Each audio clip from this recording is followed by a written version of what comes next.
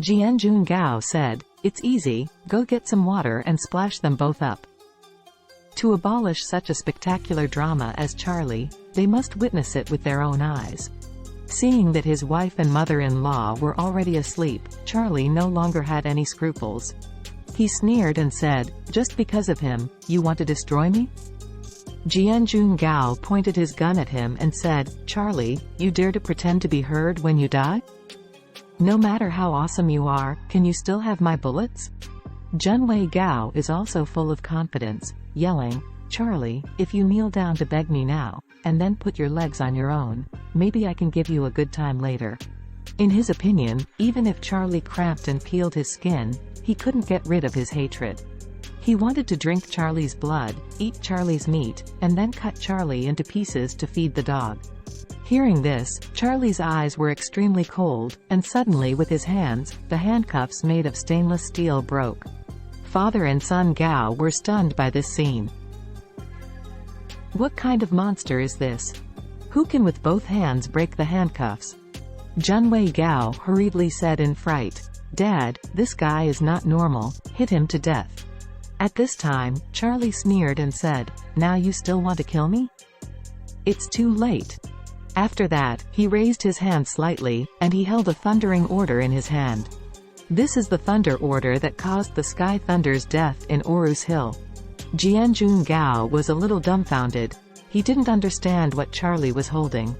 But instinct told him that this thing is weird. So, he was afraid that things would change in vain, so he immediately pulled the trigger. At this moment, Charlie gave a soft sigh, "Thunder come." With the fall of these words, thunder light flashed all over his body. The light was immense, like a dragon. The whole hall is instantly bright as day. The father and son did not react at all. They saw a white glow in front of them. And then, the sound of thunder rumbling in their ears was endless. The two felt as if they were in the thundering sea above the 9 heavens, and their souls were frightened. Looking at Charlie again, thunder and lightning lingered all over him, like a heavenly dragon descending into the world. Junwei Gao yelled in panic, "Dad, what the HLL is this? Shoot him quickly. Come on."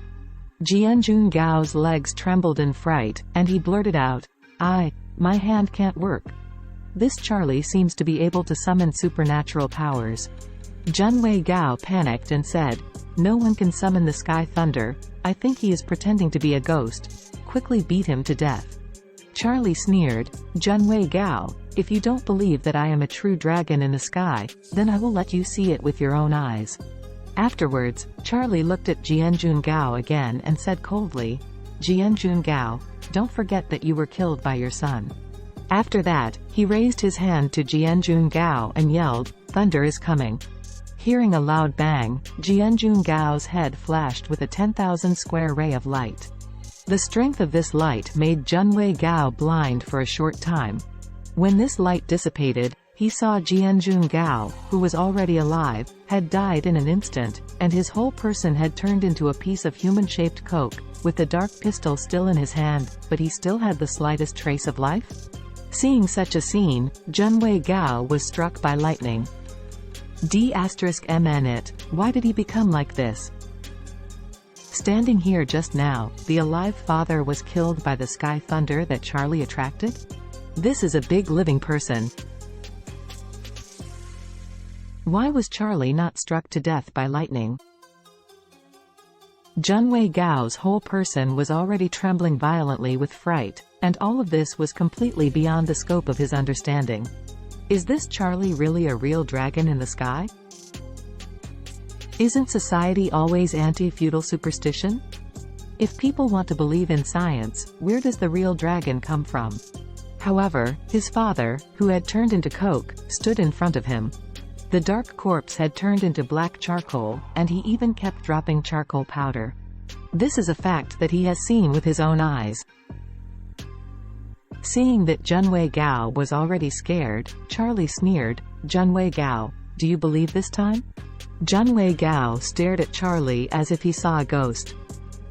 Suddenly he was weak, his legs softened, he knelt in front of Charlie, his body and heart were cold. It wasn't until this time that he suddenly realized why Charlie dismissed him from beginning to end, and why the bigwigs like Orville, Solomon White, Chin Gang and other important positions in Orus Hill would treat Charlie respectfully. If you know Charlie's immortal means that can provoke Feng Lei by raising his hand, how can you still be not afraid of him? Let your power be supreme, I will break it by lightning. Such a human myth can't afford to offend him at all. Junwei Gao was desperate in his heart. He knelt and crawled in front of Charlie.